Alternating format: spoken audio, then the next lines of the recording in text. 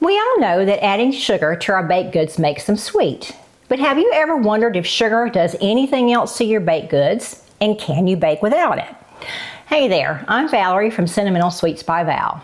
I got the wild idea to restore an antique cookbook from 1932, and in the process I had to do a lot of research on baking.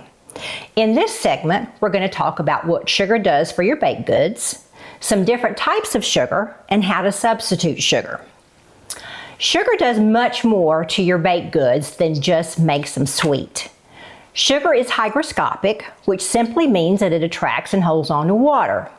Sugar is one of the elements in your batter that influences how tender the final baked good will turn out. Without going into all of the chemistry, sugar interferes with gluten development, which leads to a softer, more tender product. Now, we talked about gluten in the segment on flour, so you can refer back to that if you need to. Sugar also helps in the leavening process of baked goods when it is creamed with fat. And we'll cover the ins and outs of creaming butter and sugar in a later segment. When sugar is heated long enough, it becomes caramelized. This caramelization, along with a process known as the Maillard reaction that we'll talk about in another later segment, helps brown baked goods and also balances out other tastes. Can you bake a cake without sugar? Yes and no. Yes, you could omit sugar from the cake batter and still have something resembling a cake coming out of the oven, but you probably wouldn't want to eat it. If you leave out the sugar, you'll lose out on moisture, tenderness, leavening and browning, as well as flavor balance. So you'd have to replace the sugar with something else to get these benefits. Sugar replacements can be liquid sweeteners such as honey, maple syrup, agave, molasses. You can use fruit purees such as applesauce or banana. You can use natural sugar alternatives such as cocoa sugar. And there's also sucralose, better known as Splenda, which is synthesized from sugar. It's about 600 times more sweet than sugar and is not fully metabolized by the body.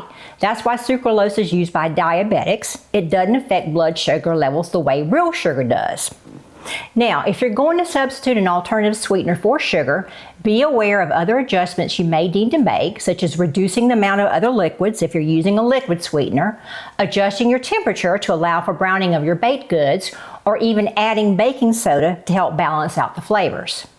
I created a sugar replacement chart that you can find on my website at sentimentalsweetsbyval.com. Now let's talk about the different types of sugar used in baking.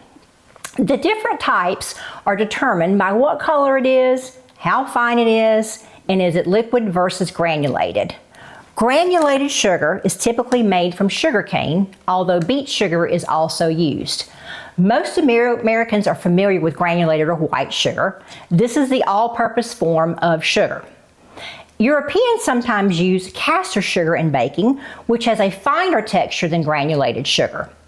Powdered sugar or icing sugar, we used to call this 10X back in the day because it's 10 times finer than granulated sugar, is used for frostings, icings, sprinkling or dusting over desserts.